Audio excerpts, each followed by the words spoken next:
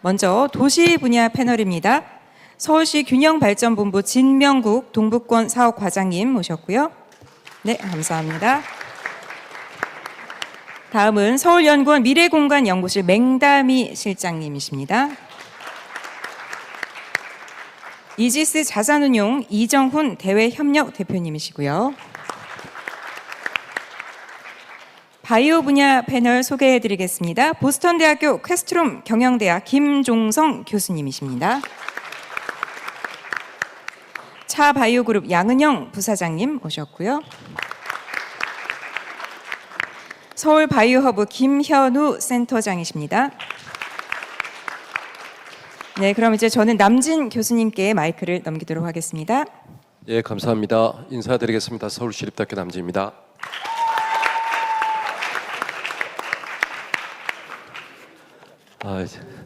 수업 시간에 이렇게 열심히 들으면 좋을 텐데 하여튼 어디에서나 이렇게 활기차니까 좋습니다.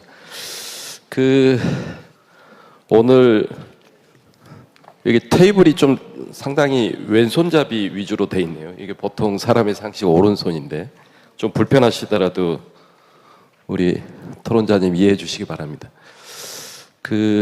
오늘 김창규 우리 본부장님의 창동 차량 기지에 대한 우리 미래 비전 아주 굉장히 감명 깊게 들었고요. 아주 발표도 아주 잘 들은 것 같고 공간에 대한 얘기를 하셨고 그 다음에 요하네스 프루에하우프가 발표한 Creating Innovation Ecosystem에 대한 거, 바이오테크놀로지 인더스트리에 대한 뭐 이런 전반적인 얘기하고 김묵한 우리 박사님의 서울의 바이오 산업의 이제 실태와 좀 과제 뭐 이런 걸 쭉 들었습니다. 그래서 오늘 토론은 저희가 이제 공간, 도시계획과 이거 거점을 어떻게 만들 거냐라는 거하고 또 실제 산업 부분에서 이제 바이오 산업 이게 어떻게 연계되고 이게 어떻게 육성할 거냐 이런 부분에 아주 우리 대한민국에서 가장 유명한 분들을 모셨는데요. 먼저 오른 토론 순서는 전체 우리 창동 차량 기지의 공간적 이런 얘기 이런 것들을 우리 맹다미 박사님한테 먼저 부탁을 좀 드릴 거고 그 다음에 이제 바이오 이 산업에 대해서 우리 지금 우리 계신 순서대로 제가 김종성 교수님 다음에 두 번째 부탁을 드리고요. 그 다음에 세 번째는 김현우 단장님 부탁을 드리고 또 실제 이제 이걸 여러 가지 오픈랩이나 뭐 여러 가지 오픈 이노베이션 허브에 대한 필요성 이런 것들을 잘 얘기해 주실 우리 양은영 부사장님께 네 번째 발제를 부탁드리고요. 그 다음에 이제 바이오 산업과 공간을 얘기했으면 이걸 실제 어떻게 이제 자본의 힘과 이 개발을 어떻게 할 거냐 이런 거를 이제 이정훈 이지스 자산운용의 대외협력 대표님께 듣고 마지막은 이제 이렇게 총체된 과제를 서울시의 이제 담당 우리 과장님이신 진명국 과장님의 토론을 듣는 걸로 하고요. 끝까지 남아 계시면 여러분 플로어에서도 여러분의 의견들을 좀 최대한 반영해서 오늘 토론을 이어가도록 하겠습니다. 그럼 먼저 첫 번째 토론으로 우리 맹다미 박사님을 모시겠습니다. 큰 박수로 맞이해 주시기 바랍니다. 예, 안녕하십니까. 방금 소개받은 서울연구원의 맹담이라고 합니다. 일단 오늘 앞단에 발제 너무 잘 들었고요. 저는 조금 이제 발제들에 대해서 공간적인 측면에서 조금 말씀을 드리겠습니다. 뭐 여러분들 많이 들어보셨겠지만 서울에는 서울도시 기본계획이라는 공간적으로 저희가 이제 최상위 계획이라고 하는 계획이 있습니다. 그 계획에서는 중심지 체계를 이제 지정을 하는데 그 중심지 체계라는 게 그냥 뭐 그림을 위한 건 아니고 서울시의 정책적인 의지가 담긴 내용입니다. 그러니까 예를 들면 서울이 얼마나 도시적으로 경쟁력을 갖춰야 되는지 그리고 지역 균형 발전 차원에서 어떻게 서울이 미래를 그리는지에 대한 이제 그림이 기본 계획을 통해 나오는데 지금 오늘의 주인공인 창동 상계 같은 경우는 이미 2030 서울도시 기본계획에서 광역 중심으로서의 위상을 이미 강화를 했습니다. 그래서 그 맥락에서 사실 서울시가 오늘 발제에서 보신 것처럼 뭐 아레나라든지 여러 가지 뭐 시드 큐브, 그 외에 오늘의 주인공 디지털 바이오시티 계획까지 나온 부분이 어찌 보면 그 기본 계획상에서의 광역 중심의 위상을 어떻게 강화할 것이냐에 대한 노력을 오늘 이제 말씀을 해주신 건데요. 어찌 보면 지금 현재 창동 상계의 모습만 보면 광역 중심이라는 그 정의에, 광역 중심이라 하면 서울의 권역에서의 중심지이자 사실은 수도권의 일자리 거점 기능을 지금 저희가 지향을 하는데, 그러기에는 조금 아쉬운 부분이 많기 때문에 오늘과 같은 이런 디지털 바이오시티 계획이 나왔다고 보여집니다. 근데 뭐 여러분들 잘 아시는 것처럼 사실 서울시가 이렇게 서울시 주도로 전략 거점을 만든 사례들이 좀 있습니다. 뭐 잘 아시는 상암이라든지 마곡 같은 경우가 그런 사례였고, 사실 이런 계획들의 공통점을 보면 서울시가 의지를 갖고 장기적인 계획과 관점으로 일관성 있게 꾸준하게 추진했다라는 부분들이 있습니다. 그래서 특화 산업을 어쨌든 유치를 했고, 그리고 무엇보다 배후 지역하고의 연계를 해서 공공이 지속적으로 육성하고 관리했다라는 그런 부분이 있어서 지금은 명실공히 뭐 아직 완성체는 아니지만 그럼에도 불구하고 상원과 마곡이 각각의 서부권과 서남권에서 큰 역할을 하고 있다라는 거에는 많은 부분이 공감을 하실 것 같습니다. 그렇기 때문에 광역 중심으로서 창동 상계가 그런 기능과 역할을 하기 위해서는 무엇보다 장기 마스터 플랜을 토대로 해서 지속적이고 일관적인 계획의 실행이 무엇보다 필요할 것으로 보여집니다. 그리고 거기에 저는 한 가지 더 말씀을 드리고 싶은 부분은 창동 상계가 더 나아가서 어찌 보면 이제 미래 수도권 동부권의 광역 중심 역할을 하기 위해서는 사실은 창동 상계 광역 중심 자체의 좋은 계획도 중요하지만 주변 지역과의 그런 일체화된 계획도 상당히 중요하다고 보여집니다. 무슨 얘기냐면은 사실은 기존에 이제 중심지라 하면 저희가 일자리 중심지만 얘기를 했는데, 이제는 앞에 발제에서도 보신 것처럼 직주락, 다양한 이제 기능들이 집적된 지역들로 이제 개념이 확장되고 있는데, 그러한 맥락에서 본다면 오늘 계획안이 상당히 큰 잠재력을 가지고 있고, 그러나 여기에 중심지만이 존재할 수 있는 게 아니라 그 중심지를 지원할 수 있는 배후 주거 지역의 중요성도 상당히 큽니다.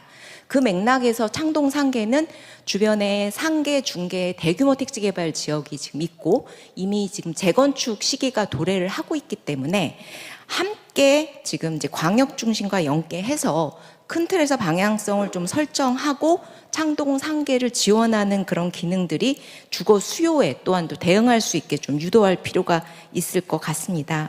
그 정리하면 중심지와 어쨌든 배후 지역을 저희가 따로따로 볼 게 아니라 조금 더 일체적으로 일관성 있는 계획 방향과 가이드라인을 만들어서 앞으로 조금 더 미래의 수도권 동부권의 광역 중심으로 도약할 수 있도록 토대를 마련하는 것이 매우 중요하다고 생각이 듭니다. 이상입니다. 예, 감사합니다. 큰 박수 부탁드립니다.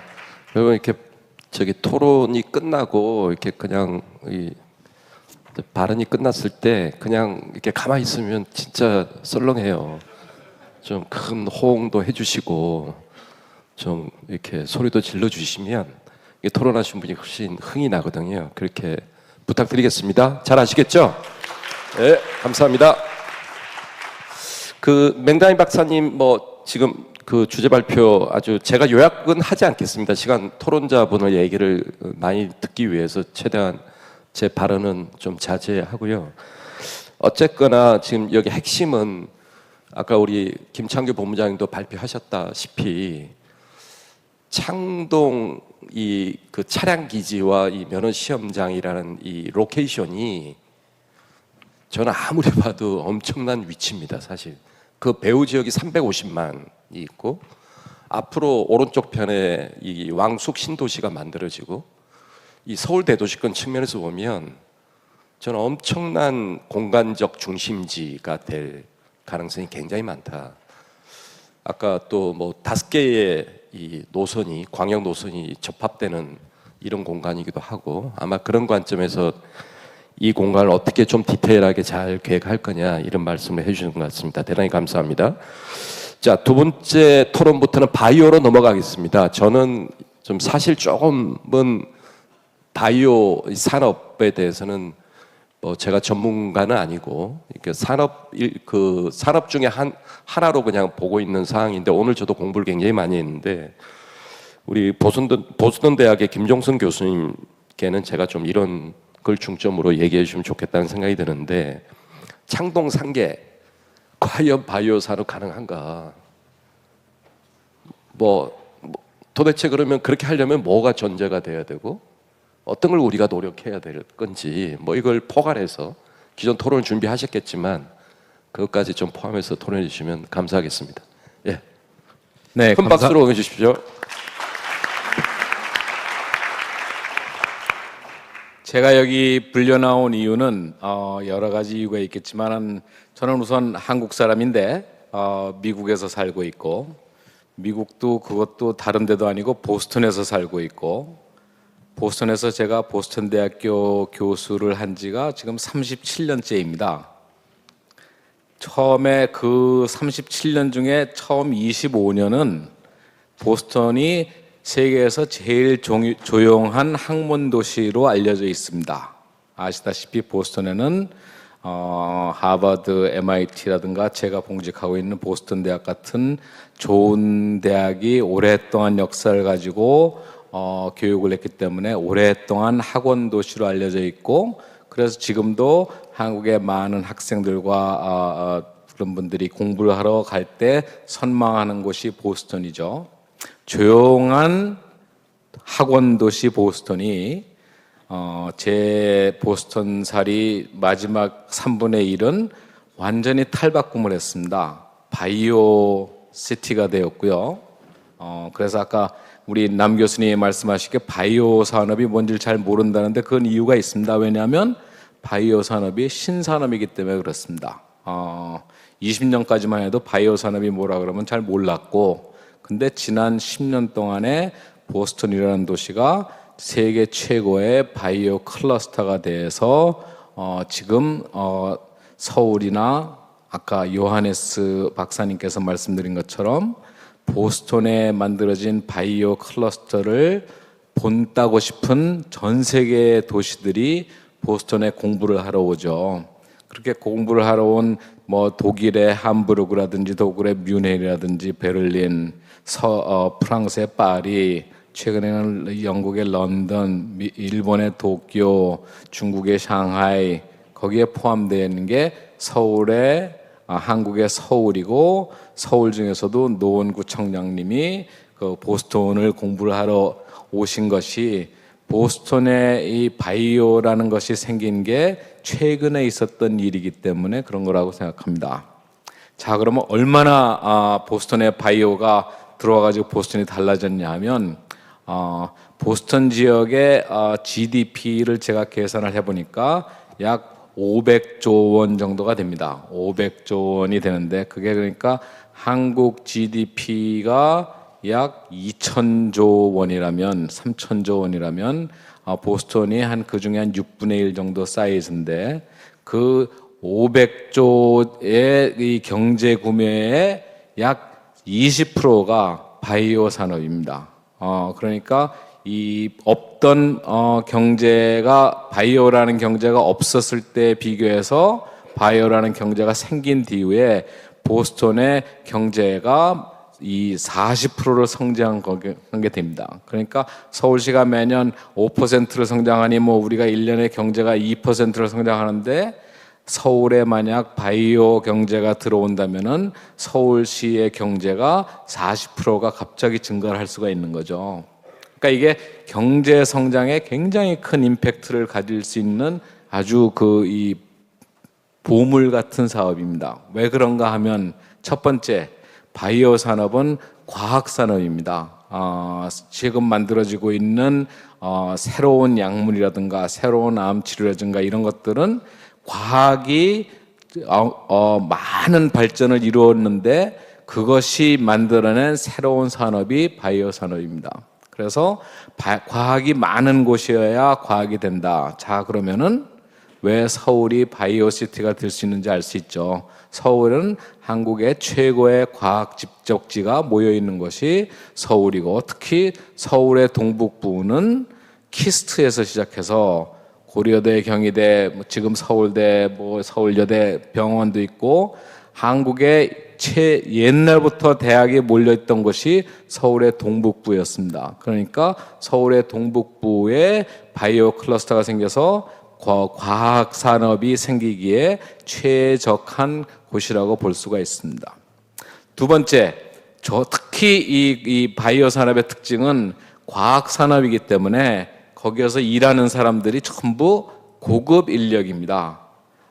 그래서 과학 산업이 들어온 보스턴에는 갑자기 PhD 박사학위자 수들이 확 늘어났고, 석사학위자들이 확 늘어났고, 과학을 공부하고 이런 경험을 많은 사람이, 보통 그런 사람들은 돈이 좀 있다고 하는 사람들입니다.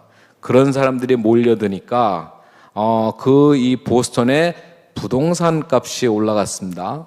그래서 지금 이 창동에 이 차량기지 이전하니까 빨리 가서 그쪽에 아파트를 지금 사두시는 게, 왜냐하면 바이오를 하면 그 동네에 고급 인력이 들어서고, 굉장히 많은 고급 인력이, 그다음에 바이오 산업은 굉장히 이 인력이 노동집약적 산업입니다. 그렇죠. 한국말로 노동집약적 산업이라는 게 있었죠.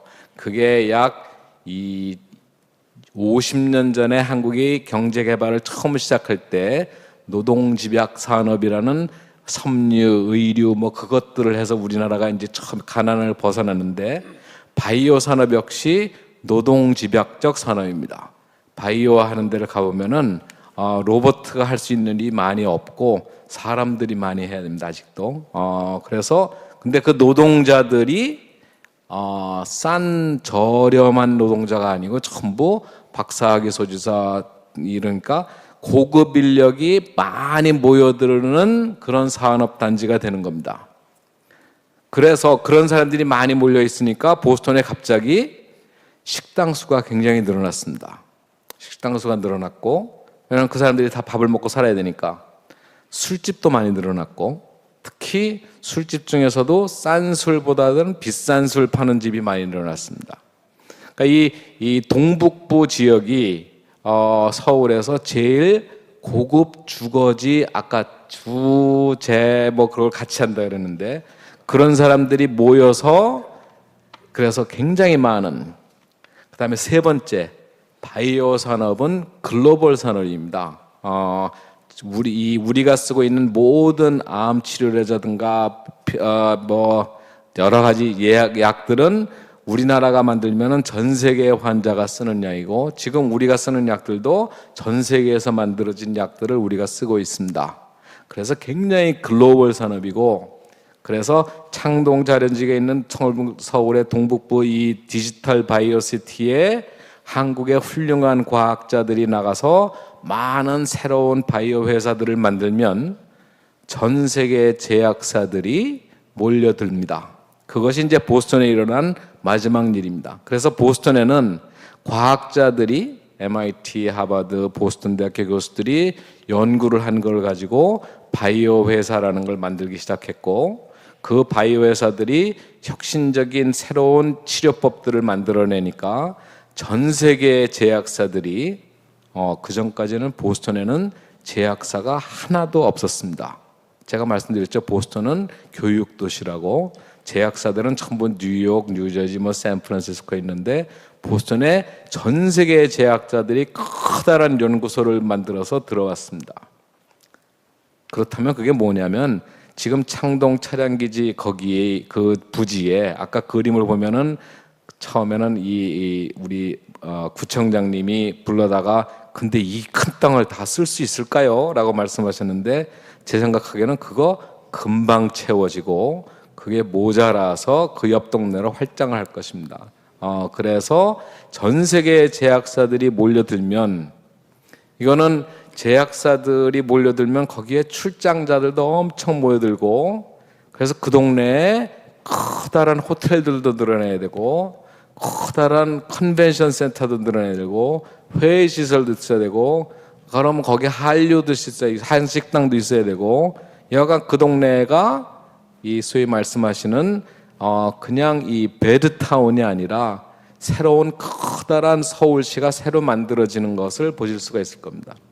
그래서 바이오를 한다는 것은 정말 이게 과학사회고 그 다음에 고급 인력들이 많이 필요한 노동집약적 사회고 세 번째는 글로벌 사업이기 때문에 이 디지털 바이오 시티가 활성화되면은 그 동네가 굉장히 다른 도시가 되고 이걸 다 모으면은 서울 보스턴시 경제의 40%가 늘어났으니까 서울시 경제의 40%가 늘어난다고 생각하시면 그게 얼마나 큰 경제 효과를 만들 수 있는 그거는 그러고 매년 늘어납니다. 그러니까 그렇게 하면 될 것 같습니다.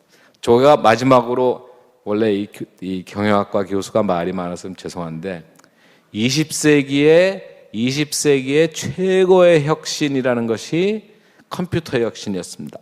컴퓨터 혁명. 20세기를 바꿔놓은 혁명이죠. 21세기를 바꿔놓는 혁명이라고 하면은 바이오 혁명이 될 것입니다. 그러니까 이게 컴퓨터가 이 세상을 얼마나 바꿔놨는지를 짐작을 해보시면은 바이오 혁명이 이 세상을 얼마나 바꿀 것인가를 짐작하실 수가 있고, 그러니까 보스턴에 버금가는 그런 바이오 이 클러스터를 이 동북부 서울의 동북부에 만들면은 서울이 얼마나 다른 도시가 될 것인가를 짐작하실 수가 있을 것 같습니다. 그래서 오늘 기획을 만드신 여러분께 축하의 말씀을 드리고 앞으로 저도 거기에 기여할 수 있도록 더 공부를 하고 노력하겠습니다. 감사합니다. 네, 고맙습니다. 네. 김정선 교수님께서 창동 가보셨? 그럼요. 네. 아주 여기 우리 지금 준비하시는 보다 더 희망적인 아주 얘기를 많이 해주셔서 되게 고무되는데요. 일단 핵심은 뭐 아까 다 들었으니까 그 21세기에 이게 선도 산업은 그 바이오 혁신이다. 이 말이 굉장히 의미 있는 말 같습니다. 우리가 뭐 요즘에 뭐 많이 하는 그 뭐 사이언스 인더스트리나 뭐 이런 것도 다 포괄하는 컨셉인 것 같은데 대단히 감사합니다. 좋은 말씀 주셔서. 자, 그다음 토론은 역시 그 바이오 서울 바이오 허브 산업 단장으로 계시는 김현우 박사님께 부탁을 드릴 텐데요. 지금 아까 김묵한 박사님도 얘기하시고 그 바이오 클러스터가 지금 현재 서울에도 여러 군데가 있는데 그 SDBC는 서울에 이게 여러 산재되어 있는 바이오 이 산업과 어떻게 차별화돼야 될지 그걸 토론 중에 좀 포괄해서 얘기를 해주시면 될 것 같고, 그 다음에 그 요하네스 박사님도 얘기하신 바와 같이 아까 보니까 이제 지역의 이런 네트워크, 병원이라든지 대학 뭐 이런 것들이 굉장히 중요하다는 말씀을 해주셨는데 SDBC 인근에 이런 체계를 어떻게 우리가 구축하면 좋을지 좀 제가 뭐 숙제를 다 드렸는데 다 안 풀어주셔도 되고요. 혹시 생각나는 거 말씀해 주시면 감사하겠습니다. 김현우 박사님 모시겠습니다. 예, 안녕하십니까. 저 서울 바이오허브 사업단을 맡고 있는 김현우입니다. 앞에서 바이오 산업의 어떤 비전이라든지 미래 이런 부분 말씀 많이 해주셔서 제가 발언할 양이 많이 줄었다라고 저는 안도의 생각을 하고 있고요. 짧게 세 가지 관점에서 말씀을 드리겠습니다. 앞서서 교수님께서 우리 서울의 어떤 바이오 산업의 미래에 대한 청사진, 그러니까 비전을 말씀해 주셨는데 그게 정말 현실화되고 있을까 하는 걸 한 말씀 드리고 싶고, 그리고 그 과정에서 우린 뭐가 더 필요하기에 이 창동에 무엇을 심고 싶은가, 어떤 일을 하고 싶은가 라고 하는 걸 두 번째 말씀을 드리고, 그 창동이 글로벌 허브로서 힘을 가지기 위해서 말씀해 주셨던 우리 요하네스 대표도 말씀해 주셨는데요. 대학과 병원과의 네트워크 굉장히 중요한데 그게 어떻게 구현 가능한가, 그걸 서울 바이오허브 경험으로 좀 공유해 드리고자 합니다. 먼저 우리 바이오 산업 같은 경우에는 여러분이 생각하는 것보다 굉장히 빨리 성장하고 글로벌리 인정을 받고 있습니다. 최근에 JP모건이 3분기까지의 세계에서 어떤 물건을 만들어서 판매한 시장이 아니라 기술 딜, 기술 이전 계약을 한 부분을 갖다가 다 합쳐보니까 그 시장 규모가 1,800억 달러라고 합니다. 저희가 보통 반도체 시장이 6천억, 6,500억 달러 정도라고 하거든요. 그렇다고 한다면 우리가 4분기까지 전 세계에 기술 딜이 일어나게 되면 한 2,400억 달러가 정도가 될 거고, 그렇다고 한다면 반도체 전체 시장의 한 40%가 실제로 물건은 하나도 왔다 갔다 하지 않으면서 기술 딜로서 이루어지는 미래 시장에 대한 계약이다, 이렇게 보시면 돼요. 그 중에서 우리나라가 얼마나 차지할까요? 우리나라가 10월 달까지 차지하고 있는 기술 딜의 양이 140억 달러입니다. 어떻게 봐보면 우리가 2%에 대한 허들, 2%의 그걸 넘어서자라고 이야기를 했는데, 이 R&D 중심의 바이오텍 기술 시장에서는 벌써 8%에 가깝게 우리나라가 세계를 차지하고 있기 때문에 전 세계의 바이오 기업들이 한국에 관심을 갖고 있다. 단순히 이게 꿈이고 미래일 뿐만 아니라, 미래로만 치부할 것이 아니라 현실화되고 있는 미래다 라고 이렇게 말씀을 드리고 싶고요. 두 번째 말씀을 드리기 위해서는 서울 바이오허브의 현황을 좀 말씀을 드렸으면 좋겠습니다. 현재 한 130개 정도의 바이오 스타트업들이 서울 바이오허브에 입주해 있는데, 절반은 제약 바이오고 나머지 절반이 의료기와 디지털 헬스로 구성되어 있습니다. 이 130여 개의 이 스타트업들 중에서 85% 정도가 시드 단계입니다. 무슨 말이냐면 10명 미만의 작은 기업이란 뜻입니다. 그런데 그 외에 한 15% 정도는 이제 시리즈 A, 시리즈 B, 스케일업, 몸집을 키우고 있는 단계의 스타트업들이거든요. 근데 이 기업들은 저희 서울 바이오허브에 멤버십으로 들어오기 위해서 저희의 이렇게 입주 기업으로 신청을 하고 있지, 실질적인 R&D는 다른 데서 하고 있습니다. 왜냐하면 서울 바이오허브가 제공할 수 있는 공간이 그런 기업들이 할 만큼 크진 않거든요. 사실 저희가 지금 바이오텍 기업을 통해서 굉장히 좋은 성장의 추세에 있는데, 이게 계속 지속되려고 하면 이렇게 시드 단계가 아니라 스케일업 단계의 기업들을 체계적으로 지원할 수 있는 센터가 필요합니다. 그런 부분에 있어서 우리 창동이 그 역할을 가져간다고 한다면, 제가 생각할 때는 이 STBC는 서울만의 STBC가 아니라 지금 전국에 한 20개 넘는 이런 바이오 기업들의 시드 단계에 있는 바이오 기업들이 올 수 있는 그런 스케일업을 위한 어떤 공간이 되고, 그 공간에 요하네스 대표님이 글로벌 네트워크를 연결시켜 준다고 한다면 그 성장 속도는 더 빨라질 것이다. 그러니까 미래를 더 빨리빨리 만들어 나갈 수 있는 국가를 대표하는 거점이 될 수 있다라는 말씀을 갖다가 드리고자 합니다. 자, 그러면 우리 이 스케일업 기업들이 잘 하려고 하면, 그 우리 김옥환 박사님도 말씀하셨지만은 결국 인재, 대학과 병원의 연결이 매우 중요합니다. 그래서 혹자는 그래요. 거기에 대학이 있느냐? 노원창동 부근에 없죠. 그런데 이 대학과 병원과 스타트업의 협력은 결국은 어떤 디스턴스, 거리에 반비례하게 활성화될 수 있는데, 이 디스턴스, 거리라고 하는 거는 물리적인 거리와 논리적인 거리가 있습니다. 물리적인 거리는 진짜 실질적인 거리가 있을 거고요. 그 다음에 거기에 접근하는데 시간적 거리가 있을 텐데, 제가 생각할 때는 시간적 거리가 더 중요합니다.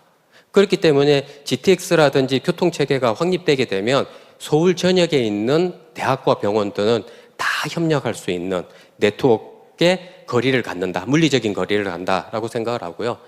더 중요한 것은 논리적인 거리인데, 이 논리적인 거리는 저희 서울 바이오허브의 사례로 가름하고자 합니다. 저희 입주 기업 중에 E라고 하는 시작하는 회사가 하나 있어요. 그 회사가 본인들의 기술 고문을 위해서 그 의사 선생님 그리고 교수님과 이렇게 맺어줬으면 좋겠다라는 요청을 했습니다. 저희 서울 바이오허브가 현재 12개의 대학 그리고 7개의 대학 의료원과 연결이 되어 있거든요. 그쪽에다가 저희들이 요청을 했더니 15분의 MD가 함께 연구하겠다고 신청을 하셨어요. 이렇게 비즈니스적인 니즈를 맞춘다고 한다면 논리적인 거리는 점점 더 가까워질 수 있습니다. 그렇기 때문에 가능하다는 말씀을 드립니다. 감사합니다. 김현우 단장님, 뭐 지금 실제 서울 바이오 허브를 운영하고 계시니까 아마 생생한 말씀을 전해주신 것 같고요. 그다음에 굉장히 중요한 얘기인 것 같은데, 뭐 제가 하는 이제 도시계획 분야나 공간 계획에서도 이제 트래블 타임, 그러니까 이 디스턴스라는 게 요즘에 중요한 변수로 잘 쓰지는 않습니다. 지금 말한 대로 이게 트래블 타임이 오히려 더 사람들이 인지하는 거리가 더 시간적 거리, 아마 이런 부분들이 산업 네트워크에도 굉장히 유효한 게 작용한다, 이런 말씀을 해주셔서 대단히 감사합니다. 그다음 네 번째 우리 토론은 차바이오 부사장이면 양은영 이 박사님께 부탁을 드릴 텐데요. 하여튼 오픈랩에 대해서 굉장히 또 지식도 많이 갖고 있고, 그다음에 바이오 산업의 오픈 리노베이션, 그다음에 뭐 K-바이오의 혁신 클러스터, 뭐 이런 걸 어떻게 만들 수 있는지 많은 아이디어도 있고 지혜도 갖고 계신 것 같은데 큰 박수로 임해 주시면 감사하겠습니다. 네, 지금 차 바이오 그룹에서 글로벌 사업 개발을 담당을 하면서 저희가 글로벌 오픈 이노베이션 허브를 구축을 하고 있습니다. 실은 우리나라에서의 IT와 BT의 집적지인 판교 제2 테크노 단지에서 저희가 구축을 하고 있고요. 저희 단독이기보다는 김종성 교수님께서 계속 얘기하시는 보스턴의 전 세계 바이오 클러스터의 가장 성공적인 케이스인 랩센츄러를 이제 2명의 파운더가 구축을 하셨는데, 그 중에 한 분이 지금 오늘 참석하신 요하네스 박사님, 다른 한 분이 이제 캠브리지 이노베이션 센터 CIC의 CEO인 팀 로우 박사님 두 분이 구축을 하셨고, 차바이오 그룹은 지금 현재 CIC와 같이 오픈 이노베이션 허브를 판교 제2단지에 2만 평 정도의 규모의 14층 건물입니다. 올해 말에 준공이 되는데 150개 정도의 기업이 입주될 수 있는 규모로 CGV CIC, 판교 CIC를 구축을 하고 있습니다. 이때 이제 이걸 구축을 하고 있다고 하면은 제일 먼저 질문을 하시는 게, 우리나라의 정말로 모든 지자체와 중앙정부가 정말 많은 바이오 클러스터를 지난 10년간 구축을 했는데 성공 사례가 하나도 없다가 첫 번째.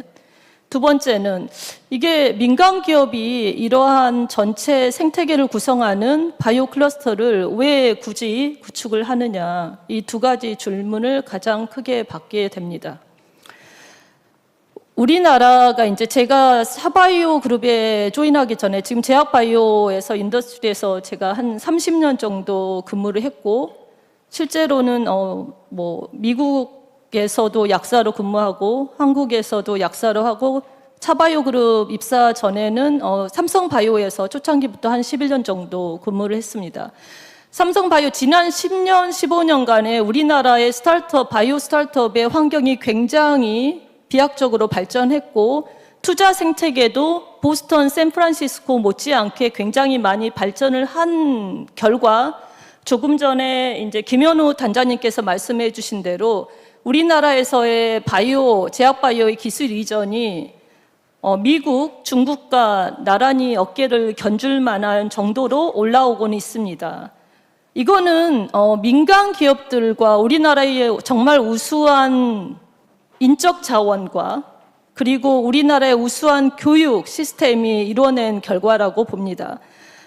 그럼에도 불구하고 우리나라 바이오 기업은 미국에서의 바이오 기업에 비하면은 세 가지의 가장 큰 장벽을 맞닥뜨리게 됩니다. 첫 번째가 전국의 각 지자체에 저희가 오송, 송도, 대구, 천복, 그리고 지금 각 지자체 20개가 넘는 바이오 클러스터에서의 지원을 봤을 때는 대부분의 공간 위주에 아직 머물러 있습니다. 따라서 그러한 지원을 받더라도 우리나라의 바이오 기업, 스타트업 기업들은 보통 시리즈 A 단계에 있을 경우에는 호시절에는 시리즈 A 때 100억 원은 우습게 유치를 했지만 지금은 100억 원 유치하기도 쉽지 않습니다. 그런데 이런 바이오 기업들이 개발을 하려고 그러면 장비랄지 모든 인프라를 세팅을 해야 되는데 세포 유전자 치료제랄지 첨단 바이오, 항체, 프로틴, 단백질에 개발하는 기업 같은 경우에는 초기 세팅에 평균 65억 원이 들어갑니다. 따라서 시리즈 A, 심지어는 B까지의 유치의 대부분은 이러한 인프라 세팅에 대부분 들어가게 됩니다. 그 얘기는 우리나라 바이오 기업들이 말씀하시는 보스턴의 랩센트럴 같은 경우에는 어떤 인재가 MIT에 졸업하자마자 굉장히 이러한 유망한 물질을 개발하거나 아이디어를 갖고 있어요. 그 아이디어 하나만으로 랩센트럴에 딱 들어가면은 바로 개발을 시작할 수 있는 모든 인프라와 모든 지원이 제공이 됩니다. 우리나라에서는 그런 인프라가, 그런 아이디어가 있더라도 먼저 IR을 통해서 투자를 유치를 해야 되는데 투자를 유치하려면은 데이터를 만들어야 되고 데이터를 만들어야 되면 실험 장비를 세팅을 해야 되고 물질도 개발해야 되니까 이러한 부분에 대한 전체적인 생태계가 조성이 되어 있지 않습니다.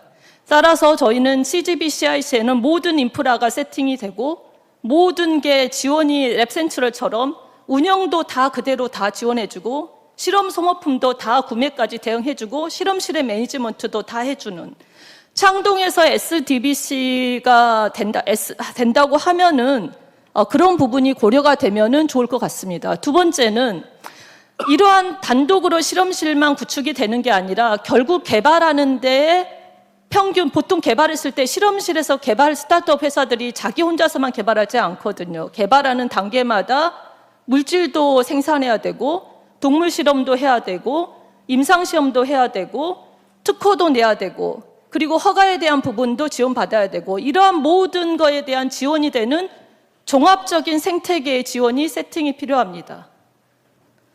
평균 우리나라의 바이오텍 기업들은 이러한 결별적으로 자기들이 글로벌에서 어떤 회사가 제일 임상시험을 잘 지원해 주는지 특허를 잘 지원해 주는지 이런 데에 대해서 평균 자기들이 계속 이렇게 설치를 해야 되고 평균 6개에서의 7개의 기업들을 계속 자기들이 컨택을 해서 내고를 해야 됩니다.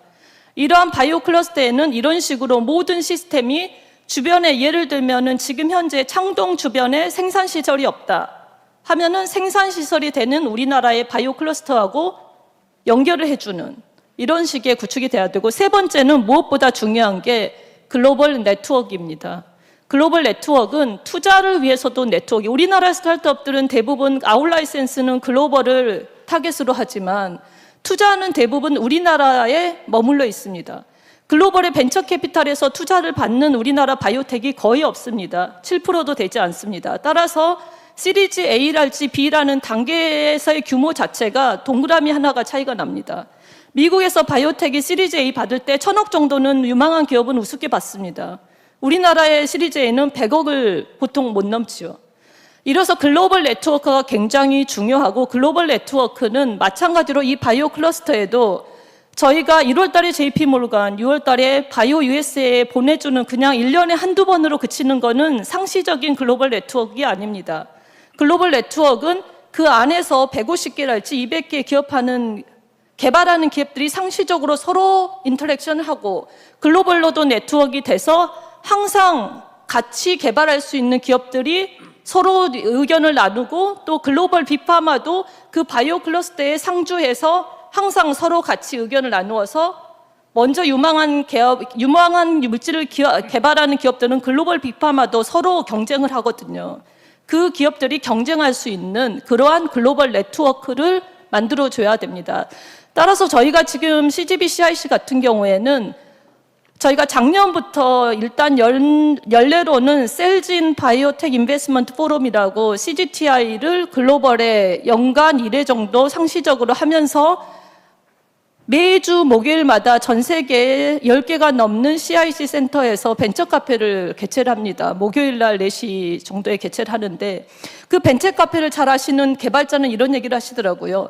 목요일마다 예를 들면 보스턴의 목요일마다 오후 4시 정도에 굉장히 캐주얼한 모임입니다. 맥주도 제공되고 스낵도 제공되고 자기가 별일이 없으면은 그냥 거기 모임에 가는 거예요. 그래서 서로 의견을 나누면서 너 뭐 이렇게 개발하냐? 이 개발하는데 누가 또 이런 유망한 물질을 개발하고 있더라. 그리고 연결해주고 그럼 거기서 피드백 받아서 또 다시 업그레이드 한 뒤에 한 그 다음 벤처 카페 때 또 의견을 나누는 이런 식의 상시적인 네트워크가, 즉 세 가지, 공간뿐만 아니라 장비 그리고 전체적인 인프라의 생태계 옆에서 지원해주는데, 마지막으로 글로벌 네트워크가 반드시 필수적으로 조성이 돼야 되고, 더불어서 저희는 우리 자체에서 싸우는 게 아니라 결국은 미국, 유럽, 특히 중국을 대상으로 저희가 같이 경쟁하는 겁니다. 지금의 대부분의 요즘에 글로벌 빅파마에서 인라이센스를 하가는 대부분의 대상이 중국입니다. 따라서 우리나라의 바이오 클러스터가 CGBCIS도 생기고 창동도 생겼을 경우에 각각의 클러스터들이 서로 유기적으로 연결돼서 하나의 대한민국이 거대한 바이오 클러스터로가 조성이 된다면 저희가 해볼만 하다고 생각이 됩니다. 네, 앞으로의 이렇게 많은 응원을 저 옆에서 같이 많은 기대를 가지고 같이 이렇게 응원을 드리겠습니다. 예, 감사합니다. 감사합니다. 예, 우리 양은영 차바이오 그룹의 부사장님께서 실제로 여러 가지 네트워크나 아까 CRC 얘기도 했지만 실제로 이 오픈랩이나 이런 네트워크 체계를 구축하다 보니까 굉장히 아마 한도 좀 있으신 것 같고 아마 이 정부의 지원이나 또는 지자체나 또 여러 가지 시스템들이 아마 미국에서 하던 거랑은 뭐 예측은 됩니다. 얼마나 어려운 길을 걷고 계신지. 아마 다시 한번 큰 박수 부탁드리고요. 저희 또 서울의 SDBC는 또 이런 경험을 다시 할 수 없었기 때문에 그동안의 노하우, 이런 경험들을 저희가 잘 본받아서 또 같이 아마 이렇게 잘 축적해 나가면 훨씬 시간도 단축되고 같이 상생할 수 있는 길이 있지 않을까 이렇게 생각을 합니다. 우리 양 박사님 다시 한번 감사합니다. 자, 이제 5번째로 넘어와서 이게 좀 또 현실로 들어가면 이게 또 돈 얘기를 하지 않을 수 없는데, 어쨌든 그 광역 중심 일자리에 이 기업 주치도 필요하고 뭐 여러 가지 또 그 산재되어 있는 조건들이 있습니다. 이 부분에 대해서 이정훈 이지스 자산운용 대외협력 대표님을 모시고 토론을 듣겠습니다. 네. 네, 안녕하세요. 박수 부탁드립니다. 네, 방금 소개받은 이지스 자산운용의 이정훈입니다. 사실은 한 몇 달 전에 구청장님 소개로 현장에 가서 한번 그 창동 촬영 기지를 본 적이 있는데요. 아까 말씀하셨던 7만 5천 평이라고 하는 거를 한눈에 볼 수 있는 기회가 사실은 없습니다. 근데 정말 크고 정말 저 땅이 사실 민간이 작업을 해가지고 용지를 개발하려고 한다면 불가능에 가까울 정도로 정말 좋은 위치에 규모가 있는 땅이라고 생각을 했고, 이게 공공이 주도가 돼서 공급이 되기 때문에 사실 저희 민간 입장에서 바라보면 정말 가슴이 막 두근두근 거리더라고요. 저게 어떻게 좀 해가지고 다양한 도시 기능을 담당할 수 있는 여러 가지 부동산 유용을 투자 또는 개발할 수 있는 기회가 있다 그러면 너무 좋을 것 같다는 생각을 했었습니다. 오늘 사실은 현재 창동 차량기지 창동 상계 대상지에 대해서 사실 민간 입장에서 보자면 기업의 입지적 측면에서 보면 사실 기존의 우리 CBD나 여의도나 뭐 강남 서초의 KDB를 이렇게 비교해 보자면 상당히 열위에 있는 건 맞습니다. 기업 입장에서 이 강북 지역의 일정 지역을 가서 거기서 기업 활동을 하자 그러면 사실은 좀 생소한 거는 현재로서는 맞는 것 같습니다. 근데 오늘 말씀을 쭉 들어보니까 사실은 서울 아레나도 개발이 되고 그다음에 GTX-C도 개통이 되고, 그래서 이제 주변 여건이랄지 광역교통망이 확충이 되면 사실은 이 창동 지역이 가지고 있는 뭐 양주랄지 의정부랄지 이 남양주로의 어떤 여러 가지 사업적 확장성을 감안해 본다 그러면 상당히 잠재력이 있는 그런 공간이라고 생각이 됩니다. 민간 입장에서 사실 이 지역을 가고 싶어 하는 어떤 그런 매력이 생기려면 어떤 조건들이 충족이 될까라는 부분을 저는 좀 생각을 좀 해봤는데 일단 첫 번째는 그 공간 자체가 좀 매력이 있어야 될 것 같습니다. 근데 지금 보니까 어떤 문화라는 키워드를 이렇게 정의할 수 있는 서울 아레나 그리고 사실은 그 환경적으로도 동부간선도로가 지하화되면서 그게 수변공원으로 바뀌면 그 공간의 매력도도 엄청나게 좀 증가할 수 있을 것 같고요. 그래서 이런 부분들이 계획적으로 연계가 돼가지고 아까 뭐 직주랑 말씀을 하셨는데 그 업무랄지 또는 상업이랄지 또는 문화 또는 여가 이런 어떤 다양한 기능들이 복합화된다 그러면 이 지역이 상당히 매력적인 공간이 될 것 같고 민간에서도 상당히 입주 의사를 좀 높일 수 있을 것 같습니다. 그다음에 두 번째는 7만 5천 평이 사실 좀 굉장히 크거든요. 근데 제 생각은 이게 성공하기 위해서는 이제 핵심 산업 유치가 무엇보다도 중요하다고 생각됩니다. 선택과 집중의 문제겠죠. 오늘 말씀하셨던 바이오랄지 헬스케어 또 AI 이런 어떤 첨단 산업들이 전략적으로 또는 행정적으로 이렇게 유치가 된다고 한다면 이 지역을 활성화할 수 있는데 굉장히 중요한 키가 될 것 같고 그 핵심 산업에 들어오는 어떤 산업군 이외에도 다른 산업에서도 같이 입주할 수 있는 그런 여건이 마련이 될 것 같습니다. 그다음에 이제 세 번째는 가장 중요한 거는 무엇보다도 입주했을 때 이제 이게 사업성이 있느냐 이제 이 부분이 가장 중요할 것 같은데요.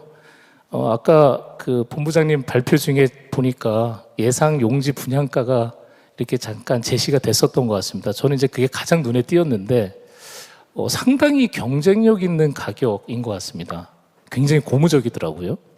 지금 서울에서 용적률 400%의 땅을 민간에서 뭐 예를 들어서 바이오든 어떤 산업이든지 간에 개발을 하려고 한다면 평당 최소한 6천에서 7천 이상 지금 저희 생각은 거의 1억에 가깝습니다. 근데 그런 금액인데 지금 서울시에서 제공하려고 하는 가격은 저는 굉장히 경쟁력이 있고 민간 업체 입장에서는 굉장히 기대가 되는 그런 부분이라고 생각이 됩니다. 짧게만 이렇게 말씀드리고요. 아무튼 오늘 컨퍼런스를 통해 가지고 이 창동 상계 지역 일대가 지역의 거점으로 거듭날 수 있으면 하는 바람을 말씀드립니다. 감사합니다. 예, 감사합니다. 우리 이재원 대표님께서 저를 좀 많이 살려주신 것 같아요. 시간을 계속 보고 있는데 많이 절약해 주셔서 대단히 감사하다는 말씀을 드리고요. 마지막에 이 조성원가가 이게 평당 이제 3.3제곱미터당 이게 2천만 원대 정도면 아까 우리 김종성 교수님께서 얘기하신 대로 저도 어떤 수를 좀 한번 내봐야 되나 이런 생각은 지금 실제로는 아까 말씀하신 대로 뭐 이게 제가 여러 가지 고민을 해보겠습니다. 이 단가라는 게 상당히 처음에는 그렇지만 이후에 굉장히 고공 비행을 할 수 있는 그래서 차후에 계획 단계에서 여러 가지 시나리오를 가지고 아마 좀 택지를 조성하는 방법도 생각해 보도록 하겠습니다. 대단히 감사합니다. 드디어 마지막으로 우리 이 사업을 이제 총괄 담당하고 있는 그 서울시 동북권 사업 과장님, 우리 진명국 과장님께서 그 앞에 발제와 토론 다 종합해서 간단하게 토론을 해주시기 바랍니다. 예, 안녕하십니까. 서울시청 균형발전본부 동북권 사업과장 진명국입니다. 네, 큰 박수 부탁합니다. 사실 뭐 제가 총괄을 한 건 아니고요. 뭐 시장님과 본부장님 그리고 이제 노원구청장님 그리고 시원분들 너무 많이 관심 가져주시고 챙겨주셔서 오늘 이런 행사도 진행이 되는 것 같습니다. 사실 제가 토론자로의 역할이라기보다는 사실은 여기서 바이오 전문가분들께서 하셨던 여러 가지 말씀을 가까이에서 듣는 역할과 플로어에 계신 분들의 질문에 대해서 아마 제가 답할 수 있는 부분이 있다면 좀 답해야 되는 역할을 하기 위해서 이 자리에 앉아 있다고 생각을 하고 있습니다. 하지만 그럼에도 불구하고 지금 여기 계신 분들 중에 주민분들도 계신 것 같고 기업인분들도 계시는 것 같고 혹시 뭐 정부에서 오신 분들도 계실 수 있을 것 같은데요. 주민분들께는 정말 죄송하다는 말씀과 이제 저희가 정말 앞으로 마무리 잘 해나가겠다라는 말씀을 좀 드려야 될 것 같습니다. 그간 너무나 오래 기다려 오셨고 지금도 여전히 동북권의 여러 가지 공사로 인해서 불편도 겪고 계시는 걸로 알고 있습니다. 저희가 조속하게 어떻게 보면 지역의 현안을 극복하고 미래로 나아가기 위한 하나의 과정이라고 좀 이해를 해주셨으면 좋겠고요. 그런 부분들 서울시가 조속하게 마무리하고 개발 사업 추진해 나가겠다라는 말씀을 드리겠습니다. 재정에서 1조 원 이상 그리고 민간에서 6조 원 이상 자금이 투입되는 사업입니다. 정말 시에서 역점적으로 추진을 해 나가고 있고요. 두 번째로 기업인 분들께 또 그 부탁을 좀 드리겠습니다. 제가 상당히 많은 기업인들 면담을 진행을 하고 또 기업도 방문을 했습니다. 실질적으로 아직까지 이 동북권에 기업이 온다라는 것 자체가 꿈 같은 얘기일 수 있습니다.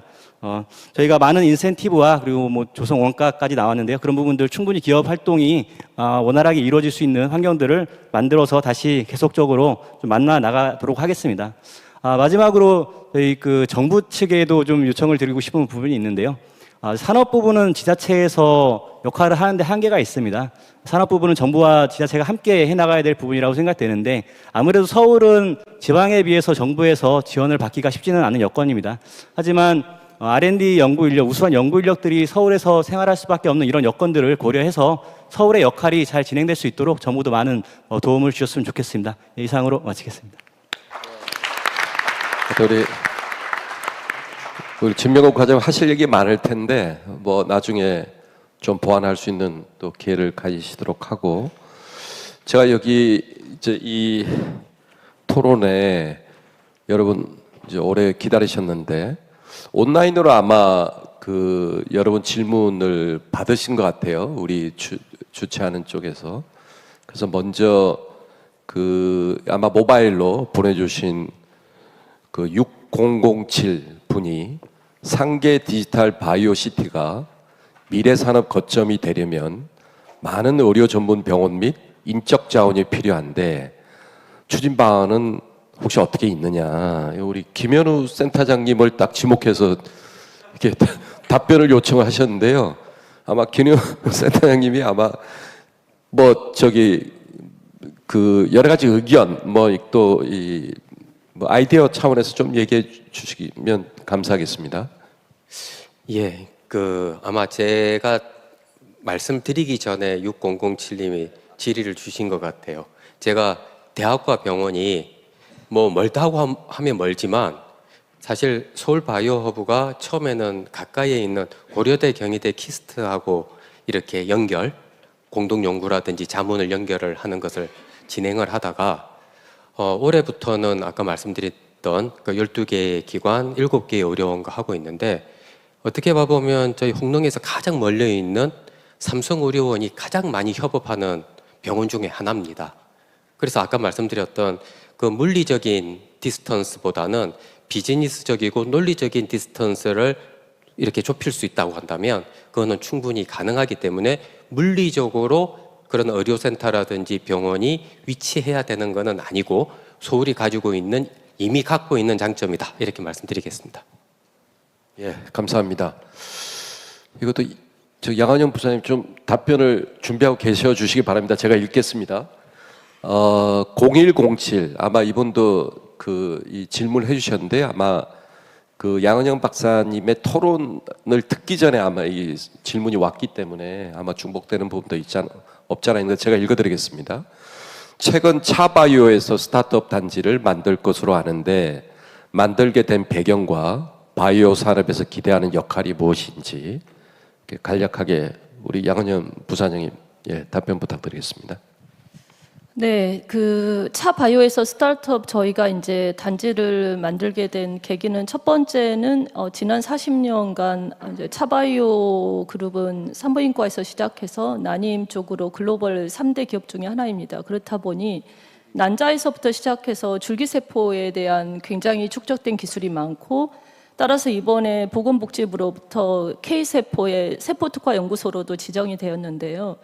이 근간에는 뭐가 있냐면은 이제는 우리나라가 글로벌 제약바이오가 저희의 그 합성의약품 아스피린부터 시작한 합성의약품에서 그 다음에는 항체 그리고 이제 세포 유전자 치료제의 시대가 도래하고 있는데 항체랄지 합성의약품은 저희가 계속 글로벌 시장을 따라가는 입장입니다. 거의 30년의 합성의약품 100년의 격차, 항체도 마찬가지로 30년의 격차를 두고 따라가는데 세포 유전자 치료제는 저희가 글로벌에 거의 같은 선상에 있습니다. 미국, 일본, 한국. 이랬을 경우에 이제는 결국은 우리나라에서도 그렇고 글로벌로 모아야 된다. 오픈 이노베이션. 그래야지만 우리나라가 바이오 신약으로 강국으로 도약할 수 있는 이 터전이 됐을 때 이때 이제 모아야 되는 거는 결국은 오픈 이노베이션 허브다. 그런 측면으로 일단은 시작을 하게 됐고요. 또 마침 결국은 요즘은 신약은 AI가 같이 접목이 돼야 되는 분야라서 BT하고 IT의 또 집적지에 저희가 또 운이 좋게 판교 제2 테크노밸리 단지에 12층의 건물을 짓고 있었고 14층입니다. 총 지하 4층, 지하 10층의 건물을 짓고 있었고 그 중에서 이제 전체적으로 GMP랄지 생산시설뿐만 아니라 오픈 이노베이션 허브를 구축할 수 있는 좀 기반이 마련되어 있었습니다. 따라서 첫 번째는 차바이오 그룹이 그동안에 갖고 있던 기업 측면에서는 세포유전자 치료제를 글로벌 스케일로 성장시키기 위해서는 저희 단독은 안 되겠구나. 결국은 모아야 된다. 그런 차원에서 먼저 진행을 했고요. 더불어서 우리나라가 바이오 신약 강국으로 도약할 수 있는 절호의 기회가 드디어 왔다. 이래서 지금 현재의 글로벌 클러스터를 조성하겠다는 아이디어를 먼저 가졌는데 저 마찬가지로 저도 삼성 바이오 시절에 한 2018년도에 제가 그 캔달 스퀘어 보스턴에 출장을 갔었고 그때 랩센터를 방문하게 되었는데 너무 부럽더라고요. 우리나라에도 이런 시설이 있으면은 우리나라의 바이오 신약 강국이 훨씬 더 빨리 올 텐데 그런 측면에서 그러면은 차바이오가 우리가 아무리 글로벌의 7개국의 96개 병원을 운영하고 있다고 하지만 글로벌의 이런 오픈 이노베이션 허브를 세팅하거나 운영해 본 적이 없는데 우리가 잘 세팅하고 운영할 수 있을까? 글로벌에서 제일 잘하는 파트너와 같이 협력을 해야 되겠다. 그래서 저희가 이제 바이오랩스와 CIC 두 군데를 접촉을 했고요. 저희는 이제 구축도 해주고 운영도 해주는 실질적인 팀이 들어와 있는 데가 필요했기 때문에 CIC하고 같이 진행을 하게 되었습니다.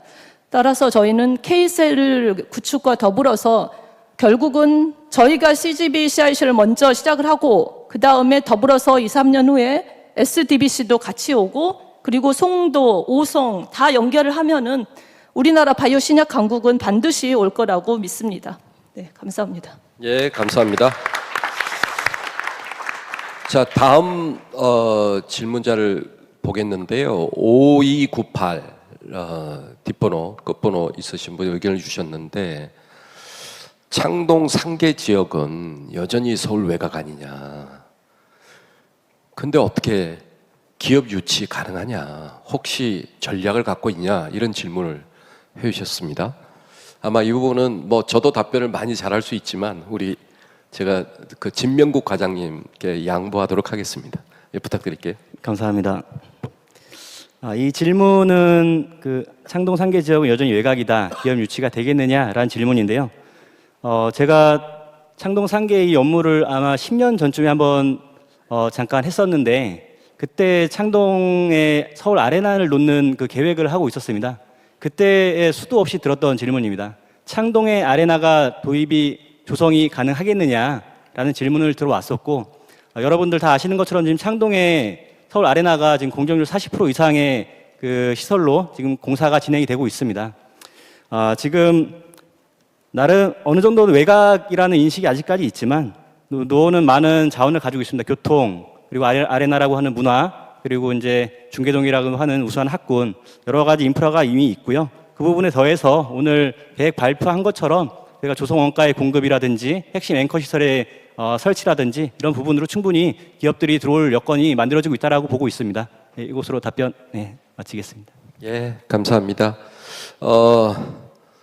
저희 이제 모바일로 주신 의견은 세 분의 의견을 끝으로 하고 그동안 끝까지 남아주신 여러분에게 이 플로어 질의를 좀 받는 시간을 갖도록 하겠습니다. 혹시 질문 필요하신 분 하시고 그 간략하게 본인 소개, 본인 이름과 어디에서 왔는지 좀 말씀해 주시고 요지는 짧게 설명해 주시면 감사하겠습니다. 예. 예, 이렇게 질문 기회를 주셔서 감사합니다. 저는 노원구 마들 대림 아파트 동대표 회장을 맡고 있는 강재희입니다. 왜 이렇게 오게 됐는가 하면요. 지금 현재 창동 기지창과 면허시험장에서 면허시험장이 저희 당 아파트 옆으로 오겠다는 말들이 있어요. 주민들과 아무런 상의도 없이 그것이 올 수 있는 건지, 이 자리에서 확정되는 건지, 어떤 상태에 있는지를 꼭 알고 싶습니다. 이상입니다. 중요한 얘기신데요. 그 제가 이 총괄 계획을 하고 있는데 저도 그런 계획을 수립한 적은 없고요. 저도 모르는 계획이 아마 나갔을 리는 없을 것 같은데, 저희가 이제 이 창동 차량 기지하고 면허 시험장을 총괄해서 그 부지에 대한 지금 토지용을 짜고 있고 어떻게 구상할지를 짜고 있는 상황이기 때문에, 예, 그 토지 이용은 확정이 아니고요. 지금 이제 여러 가지 논의 중에 있는 상황이기 때문에, 예, 그거는 예, 진행되는 사항은 아마 서울시에서 계속 디벨롭해서 안내도록 아마 드리도록 할 거고요. 지금 면허 시험장이나 이런 것들이 지금 현존하는 방식의 면허 시험장은 결코 아닐 거고, 어떤 공간이든지 아마 여러분 주민들한테 설명을 드리고 의견을 수렴해서 아마 진행할 테니까 걱정 안 하셔도 될 것 같습니다. 그건 제가 다 넣을 건데, 예, 믿어주세요. 예, 감사합니다. 예. 예, 감사합니다. 예, 박수 보내주십시오. 저기 질의 주신 분에게. 예, 예, 예.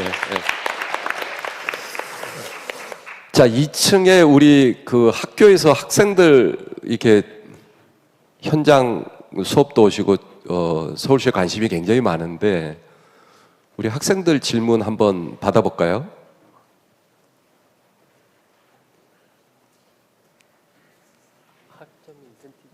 하트 말고 질문을 하라니까. 하트 말고 질문을 주세요. 네. 안녕하십니까. 서울시립대학교 남진 교수님 제자 원규현이라고 합니다. 제가 사실 도봉구랑 창동 일대에 제가 오래 살았는데요. 가장 아쉬웠던 점이 이제 일자리가 없는 것이었습니다. 따라서 이제 일자리에 관련한 사업을 지금 진행 중이신 걸로 알고 있는데요.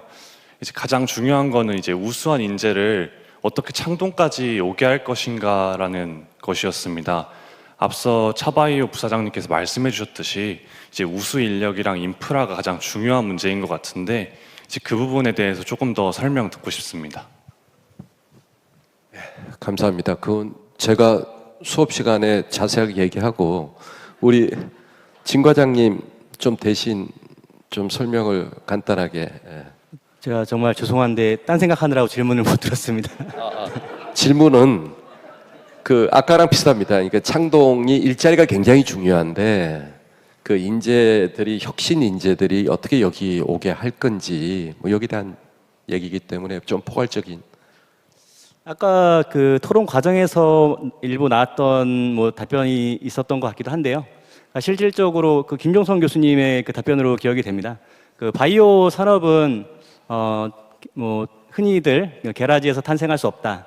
뭐 IT라든지 뭐 게임 이런 사람들은 뭐 정말 10대, 정말로 그 분야에 미친 10대가 창업을 하거나 뭐 이제 기업을 하는 경우도 있는데, 바이오라고 하는 거는 정말 대학 4년 그리고 그 외에 대학원, 그다음에 또 연구원 이런 과정을 거쳐서 창업이 되는 걸로 알고 있습니다. 그런 그 우수한 인력들이 지역에 오게 되면은 당연히 지역에 그런 그 우수한 인력들이 넘치는 그 일자리가 만들어지고 그런 분들이 모이는, 지적되는 곳이 될 걸로 기대를 하고 있습니다. 예, 감사합니다. 저기 뭐 제가 토론의 자장 진짜 많이 해봤는데 이런 경우는 처음이거든요. 우리 토론 패널 이외에 이 답변을 또 이렇게 구청장님이 끝까지 남아 있는 경우도 처음입니다, 사실. 아마 우리 저기 노웅 구청장님, 오성록 구청장님께서 아마 큰 답변을 해주실 테니까 네, 큰 박수 안녕하세요. 부탁드립니다. 예, 답변 기회를 주셔서 너무 감사드립니다. 그 아까 앞에 질문, 그러니까 노원에 기업들이 오겠냐? 제가 67개 기업을 접촉을 해봤습니다. 예, 근데 많은 기업들이 예를 들면 판교에 있었던 ABL 바이오라고 굉장히 유망한 기업이 최근에 삼성동으로 이사를 했습니다. 자기들 건물이 달리 있다 보니까 불편하대요. 하나로 통합해가지고 12층 건물을 와가지고 리모델링해서 그 층에서 다 본사가 이전을 하는데 그런 수요들이 있습니다. 그래서 저희가 67개 기업 중에 15개 기업들이 노원에서 하면 자기들 본사를 새로 좀 지어야 되겠다. 그리고 연구소와 본사가 좀 떨어져 있어가지고 불편하다는 그런 중견 기업들이 꽤 있었습니다. 그래서 이쪽에 땅을 구체적으로 1000평을 달라, 3000평을 달라 이렇게 얘기를 하고 있습니다. 그 말은 그 평 안에 전부 다 집적시켜서 다 넣겠다는 그런 기업이 한 15개 정도가 지금 벌써 의사를 밝히고 있어서 이게 대외적으로 교통이나 외곽이긴 한데 기업 유치하는 데는 중견기업 유치하는 큰 문제는 없는데 제가 다만 아쉬운 거는 큰 기업, 대기업 아까 얘기했던 선도기업이 지금 아직 제가 접촉 중입니다. 이거는 서울시에서 하고 있어서 아마 따로 이제 하고 있어서 뭐 나중에 결과가 나오면 알려주겠습니다만은 그게 좀 필요해서 저희가 그러니까 이원화해서 지금 저희가 접촉을 하고 있고요. 그래서 기업 유치에 대해서는 걱정 안 하셔도 될 것 같고요. 그다음에 아까 인재가 오겠냐 정말 많이 들었습니다. 왜 그 우수한 아까 김종선 교수님의 고급 인력이 이야기를 들어보니까 판교 밑으로는 안 내려간답니다. 왜 오송단지나 대구단지나 원주라든가 왜 부산단지가 그렇게 안 갈까? 결국은 물어봤더니 교육 때문에 그렇답니다. 교육. 그러니까 자녀들 교육 때문에 판교까지는 자기들 직장을 다닐 수 있는데 그 밑으로 내려가면 주말 부부가 돼야 되고 애들 인사할 수가 없으니까.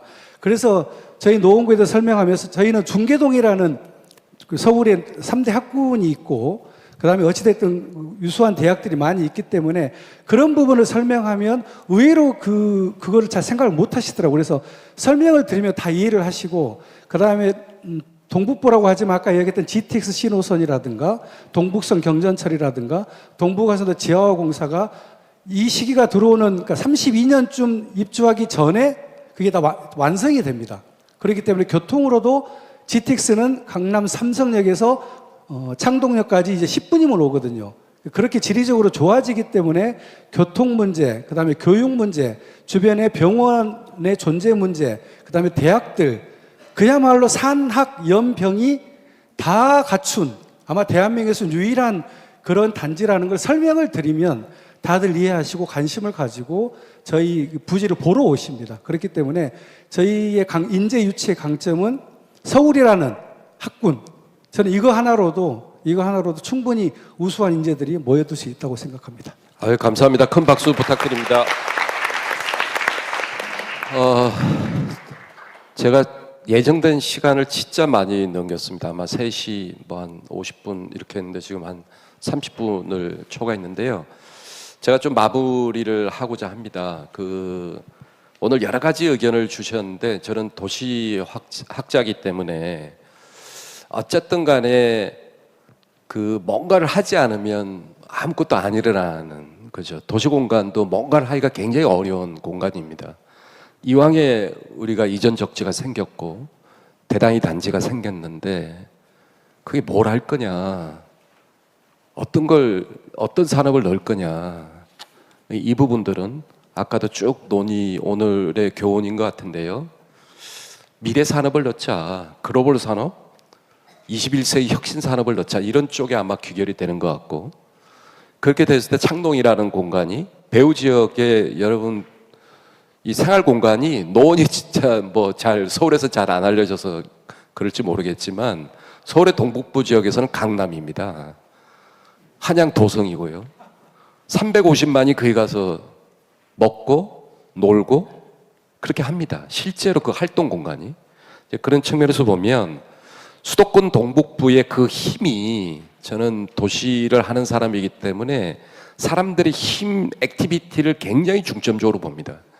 엄청난 힘이 사실은 그 주변 지역에서 350만의 힘이 저는 창동 차량 기지에 좀 모아질 수 있겠다라는 생각을 하고, 제가 걱정했던 부분은 바이오 산업의 이 소프트웨어를 어떻게 네트워크나 이 글로벌 네트워크를 갖출 거냐, 이게 저는 큰 걱정이었는데 오늘 토론회를 보니까 저는 기우였다.